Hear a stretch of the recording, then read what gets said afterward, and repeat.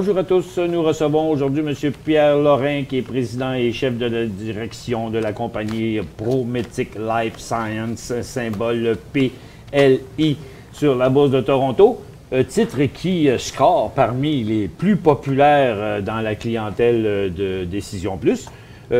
Actions qui sont au sommet de leur gloire pour le moment et qui semblent qu'ils pourraient ne pas avoir terminé. On va en jaser justement avec M. Lorrain. M. Lorrain, bonjour. Bonjour, ce n'est qu'un début. Bon, bien, tant mieux. Je suis bien content que vous disiez ça. Les auditeurs vont être aussi bien contents. Un long début, mais c'est... Bien, je pense que la dernière fois qu'on a fait un sondage, il y avait pas loin de 35-40% des gens qui nous écoutent, qui possèdent des actions de PLI. Fait que c'était... Vous êtes parmi notre top 5. Monsieur Lorrain, qu'est-ce qui a changé depuis qu'on s'est vu? Bien, écoutez, c'est une combinaison de beaucoup de choses.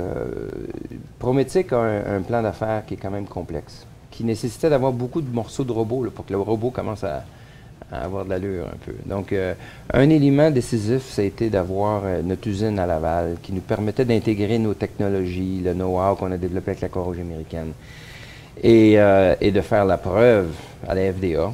La preuve donc au marché que notre technologie fonctionne. Américain. FDA, c'est la Federal Food and Drug. Exactement.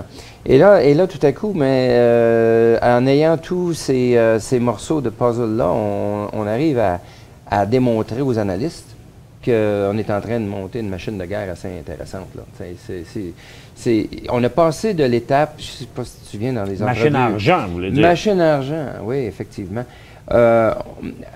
À l'époque, quand on parlait qu'on fabriquait nos filtres, hein, qui permet de fabriquer des médicaments complexes, nos retours, si tu veux, de par les ventes de ces filtres-là à des compagnies pharmaceutiques, valaient entre 2 et 4 de la valeur du médicament qu'on permettait à la pharmaceutique de fabriquer. Donc, plusieurs compagnies, plusieurs clients, un revenu stable, prometteur, qui pouvait nous amener vers 2018-2019 à, mettons, 85 à 100 millions de dollars de revenus de filtres.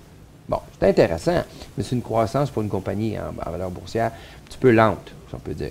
Et il y a 2 ans, en ayant accès à cette usine-là à Laval, on a pu intégrer des activités de sorte qu'on va chercher beaucoup plus de valeur sur le produit médicament final. Autrement dit, on leverage notre technologie, puis on est capable d'aller chercher, dans certains cas, 100% de la valeur du médicament parce qu'on va le développer et le vendre nous-mêmes. Et dans d'autres cas, on va faire un partage beaucoup plus lucratif pour la compagnie. On va peut-être chercher 45, 50, 60% de la valeur du médicament. Parce que on fait toute la logistique derrière. Là. Donc, c'est dans le fond, c'est une progression naturelle de notre plan d'affaires avec une validation indépendante de la FDA et qui fait que tout à coup, les gens commencent à faire les calculs. Puis là, notre évaluation, on n'est plus sur la vente des produits qu'on vend actuels. Les produits qu'on vend actuels, c'est des ventes de filtres. Là, les analystes font des analyses sur les discount cash flow des produits qu'on va fabriquer nous-mêmes, les médicaments. Les médicaments. OK. Dont puis, le médicament orphelin, PBI 4050. Oui, PBI 4050. Ouais. C'est ça vous allez faire à Laval. Parce que Laval, ce qu'il faut dire, c'est que c'est une petite usine, là. Oui, oui. Bon. Vous allez vous concentrer là-dessus sur des médicaments à forte valeur ajoutée, Ouais. mais à petit volume. Ouais. On va parler du PBI 4050 à part parce que OK. c'est une petite molécule synthétisée. Elle ne vient pas du plasmacell, là. Donc, OK. le PBI 4050, c'est une pilule. Et puis, ça vaut la peine qu'on en parle. Les médicaments, vedettes notamment, là, on a parlé du plasminogène, Oui. un mot de 5 syllabes. Plasminogène, par exemple, où on a de la FDA la désignation de maladie orpheline. Autrement dit, la FDA dit Prometic, c'est vous qui avez l'exclusivité aux États-Unis pour cette protéine-là, qu'on fabrique déjà à l'usine, on est chez des patients, là, OK? C'est une maladie rare que si les gens ne produisent pas cette protéine-là dans leur corps, bien, ils développent toutes sortes de complications cliniques. On est la première au monde à arriver avec ces protéines-là. C'est permis par notre technologie. Tu vois, donc Prometic avance à la fois avec son usine. Il n'y a pas grand monde qui ont cette maladie-là. Il y a pas C'est quoi, beaucoup c'est de 1 gens. sur 1000, 10 000, 100 000? C'est même pas ces chiffres-là. OK. On parle de 10 000 patients dans le monde. OK? OK. Mais Ça là, va coûter cher, ça? il y a ça. Mais on en a plusieurs comme ça. J'attirerais vos auditeurs sur une comparaison intéressante. Je ne suis pas en train de dire que c'est ça qu'on vaut, mais je le donne comme point de comparaison que les analystes utilisent pour dire, ben, écoute, le produit que Prometic développe pourrait être un comparable à Shire qui a acheté la compagnie Viropharm pour 4,2 milliards pour une protéine dérivée du plasma pour traiter 6 000 patients. Tu vois, ils ont payé 10 fois les ventes. Donc, on parle de produits que c'est tellement difficile à fabriquer, c'est tellement complexe qu'une fois que tu as cerné le créneau, là, ça devient une valeur stratégique. Oui, mais ils ont acheté les brevets aussi de ça. Mais c'est sûr. Parce qu'ils savent que ça va les amener à un autre. Mais c'est clair. Mais ce que j'essaie de dire, c'est que quand j'ai parlé de machine de guerre, c'est que Prometic peut faire des bébés comme ça. Ben, ça tient pour vous. Ben, c'est ça. Oui, ça tient pour nous. Puis la compagnie qu'ils ont acheté, ils n'ont pas les moyens d'en faire d'autres. C'était le seul. C'était un one-time play. Nous, on en a une douzaine en ligne. Donc, c'est pour ça que ce n'est qu'un début. Mais il fallait mettre tous les morceaux de robot. T'sais. Donc, c'est intéressant quand on rencontre les analystes, j'appelle ça les buy-side analystes, les analystes qui font une analyse dans le but d'acheter pour leur compte. Pour l'institution.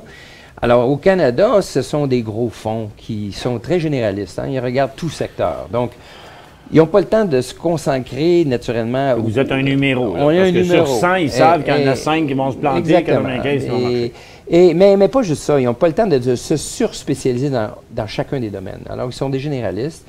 Et puis, eux regardent notre site et puis ils se disent, ben, est-ce qu'on a manqué le bateau? Oui. Est-ce qu'on a manqué le bateau? Elle est chère. Elle est chère. Oui. Puis quand tu arrives aux États-Unis... Elle a toujours eu l'air de ça depuis 2 ans, d'ailleurs. Quand tu arrives aux États-Unis, c'est la blague. Pas parce qu'ils sont plus smart, parce que tu as des gens qui, eux, ont 2 milliards sous gestion juste dans le healthcare. Ils ne font leur devoir que juste sur un nombre limité de compagnies dans le secteur. Puis eux regardent notre site puis ils disent « What's wrong? Pourquoi tu n'es pas à 10 milliards? Qu'est-ce que le marché ne voit pas que moi je vois? » Mais là, alors on a deux mondes en train de réconcilier. C'est ça. Tout le monde y croit, mais pourquoi qu'ils n'y croient pas plus? Ce qui se passe présentement, c'est qu'on investit de plus en plus de temps à faire connaître Prometic aux États-Unis. De plus en plus, parce qu'il y a plus d'analystes qui sont spécialisés dans le domaine et qui sont à même d'apprécier la valeur de la compagnie. Okay? Mais là, vous êtes en train de me vanter que l'action va valoir plus cher et elle est sous-estimée. Tout le monde mais moi, je voudrais que vous me parliez ça. plus de votre médicament. Chris m'a dit que, bon, vous avez cette protéine-là, mais c'est applicable à d'autres. Oui, en fait, okay. PBI 4050, ce n'est pas une protéine. Donc, vous avez plusieurs choses que vous allez fabriquer à Laval. Oui. Mais le code PBI 4050, c'est un code pour le produit qui, lui, exceptionnellement, n'est pas une protéine, c'est une petite molécule. Et effectivement, on a des données là, qui avaient été publiées notamment par l'Université de Vanderbilt à Nashville qui démontraient qu'on renversait des situations diabétiques et on renversait des maladies rénales. C'est majeur, là, ça. Puis là, tout à coup, dans le poumon. Là, la FDA, même s'ils ont approuvé récemment 2 médicaments pour traiter la maladie fibrose pulmonaire, donne quand même la chance à Prometic de faire avancer son produit rapidement. C'est tout dire, là, parce que nos données sont impressionnantes. La maladie idiopathique pulmonary fibrosis, donc la fibrose pulmonaire idiopathique. Idiopathique veut dire on ne sait pas pourquoi les gens développent cette fibrose dans le poumon. C'est de causes assez nébuleuses. Okay? Une fois que tu as ça, la perspective de vie, d'espérance de vie n'est pas géniale. Okay? Il y a à peine 20% qui survivent 5 ans. Là. C'est pire que beaucoup des cancers. Donc, nous, quand on reproduit cette maladie-là dans un modèle animal, on change dramatiquement la progression. On ralentit et on renverse même les cicatrices. C'est une situation où les gens développent des cicatrices dans le poumon, puis le poumon devient de moins en moins efficace. Okay? Donc, c'est clair que là, on parle de quoi? 150 000 cas aux États-Unis. C'est quand même beaucoup de gens. Puis au fur et à mesure que tu entends parler de cette maladie-là, tout à coup, tu connais quelqu'un qui a un beau-frère, un ami qui est affecté de cette condition. On va manquer de temps. Vite, si on vous a clair pour l'usine de Laval, donc vous allez avoir, vous prévoyez avoir d'autres produits à développer à Laval dans un court Ah oui, naturellement, effectivement. Parce que je veux parler des Chinois aussi, avec qu'eux autres vont s'occuper du boyau à plasma. Ben, en fait, ce qui arrive, c'est que Il y a deux créneaux. Puis de la Russie aussi. Ben, la Russie. On l'a dit depuis le début, pourquoi les protéines plasmatiques sont intéressantes. OK? Un, c'est pas risqué comme le biotech. Hein? On est tous catégorisés comme biotech parce que si t'es pas un Pfizer, tu dois être une petite, c'est dans le bucket biotech. Bon, on n'est pas du biotech, on fait pas du biotech, nous. Le biotech, c'est prendre un gène humain, mettre ça dans une bébite, faire grossir la bébite dans le réacteur, puis faire produire la protéine humaine dans une bébite, remettre ça dans un vial, puis convaincre la FDA que c'est la même protéine faite par une bébite qu'on va donner à un humain. Wow! C'est ça. Ça, c'est risqué. Ça peut valoir beaucoup, mais c'est risqué. Nous, on devient un license broker, dans le fond. On prend la protéine de Mme Saint-Onge, qui est en santé, dans un don de sang ou un don de plasma, qu'on extrait, purifie, puis on redonne à M. Saint-Pierre, qui, lui, est malade. Hein? Ça devient ce que tu appelles un supplemental therapy, une thérapie supplémentaire pour venir donner la protéine manquante aux patients. Vous isolez des bonnes pour les donner à ceux qui n'en ont pas ou qui en ont remplacé des mauvaises. Exactement. Donc, c'est un risque clinique minime. Mais ça prend 500 millions de dollars que ça nous a pris en bout de ligne, là, pour avoir la plateforme pour permettre à faire ça. Donc, c'est pour ça qu'avec du recul, la courbe qu'on voit, c'était la descente aux enfers pendant que tout le monde pensait que ça ne marchera pas. Puis on a eu beaucoup de difficultés géopolitiques. Quand je te dis que c'est un ouragan à Nouvelle-Orléans qui nous a menés à Nossen, c'est spécial, là. Les îles fine print d'un prospectus, ça se peut qu'il arrive des choses comme ça qui affectent les compagnies. Mais quand tu remets tous les morceaux de robot, puis les gens disent hey, « ça marche cette affaire-là, c'est pas parce que ça ne marche pas que ça a tombé », là, tout à coup, regarde, on est à une valeur boursière d'un point. Là, c'est-tu au final pour me dire que ça marche bien, c'est bon, puis il y a une grosse demande pour ça, mais que votre usine à Laval est trop petite pour produire ça, puis que là, vous allez faire produire ça par les Chinois? Mais c'est clair. Depuis le début, l'usine de Laval, elle avait plusieurs objectifs, dont lancer les approbations avec la FDA et devenir l'espèce de showroom, hein, qui devient le blueprint, hein, on parle anglais-français, là, sur lequel les Chinois bâtissent leur usine, les Russes bâtissent leur usine, les Taïwanais bâtissent leur usine, et dans certains cas, pour nous fournir à nous. OK? Donc, il y a deux marchés, ce que j'expliquais tantôt. Il y a le marché émergent, OK, qui sont en rattrapage par rapport à nous sur leur consommation de produits commodity products. Des produits qu'on achète aujourd'hui, qu'on voit toujours dans les hôpitaux. Là-bas, c'est des produits rares. Donc, une croissance incroyable pour des produits rares qu'on achète aujourd'hui de façon commune. Les produits de maladies rares, orphelins, sont juste économiquement viables aux États-Unis, au Canada, en Europe. Donc, on travaille sur deux fronts. Utiliser notre technologie pour aider d'autres firmes à fabriquer localement, efficacement, pour qu'ils puissent participer et prendre avantage du marché émergent, de la croissance. Puis nous fournir les protéines, elles, qui n'ont aucun marché là-bas, mais ils ont un marché pour nous ici. Donc, on augmente notre capacité. Vous dites que les Chinois, ils vont fabriquer, mais ils vont produire pour eux puis pour vous. Oui, la Chine, c'est un cas d'exception. La Chine, what goes on in China stays in China. C'est un marché fermé. Okay. Hein, mais le Taïwan, la Russie, c'est des marchés plus ouverts où les approbations européennes et ou américaines font que leur production est acceptable dans d'autres créneaux dans lesquels on est impliqué. Alors, on a des plans d'augmenter la capacité au Canada aussi. Là. Donc, tu vas voir des belles progressions. Là, the name of the game pour nous, c'est l'exécution. Okay? Dans le fond, notre progression boursière tourne autour d'exécuter sur notre plan d'affaires. Ce n'est pas un plan d'affaires qui est sur la base de ce produit-là va-t-il être approuvé ou pas. Il n'y a pas de risque réglementaire. C'est plus un risque d'exécution. J'ai une série de questions, puis vous avez 10 secondes par question pour me répondre. Oui. Il y en a, je suis capable de répondre, on va les répondre après. Que veut dire un médicament orphelin? On est capable. Est-ce que toutes les indications, ils demandent si le PBI 40-50 va recevoir la désignation orphelin? Vous l'avez déjà eu. Ben oui, eu par la FDA, oui. Dans combien de temps les résultats de l'étude sur des patients? Fin d'année. Fin d'année cette année. Quand les prochains résultats financiers du dernier trimestre 2014? Fin mars.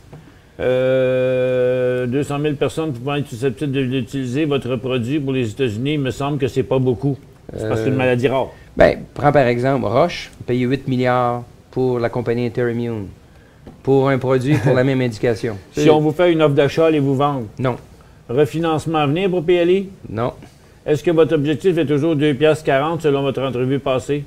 Ça dépend quelle semaine du prochain mois qu'on parle. OK. Y a-t-il le jour des dividendes? Bien, c'est sûr qu'à un moment donné, On parle en 2018-2019 avec l'usine et nos capacités des revenus excédant 500 millions. Et la dernière question, un produit hot pour la FDA bientôt? Ben Donc, oui. ça veut dire un autre? Un autre, c'est sûr. Oui. La réponse, c'est oui. Le pipeline est plein. Bien, écoutez, vous avez une machine à argent en fonction à Laval. Vous êtes une machine à parole. On s'ennuie pas avec vous. Vous êtes comme moi. Ça faudrait faire des entrevues d'une demi-heure avec vous. On est on a un overnight, 25 ans overnight sensation. Hein? Carl me dit qu'il vient de me donner 5 minutes de plus. On l'a déjà. On l'a déjà mis. OK, on a déjà fait 20 minutes d'entrevue.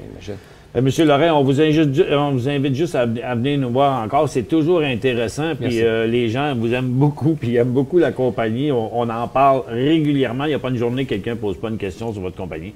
Et puis les gens, d'ailleurs, pour l'instant, sont bien satisfaits du rendement. On vous dit continuez comme ça. Faites du bon travail. Le futur est très, très encourageant. Merci, monsieur Lorrain. Merci.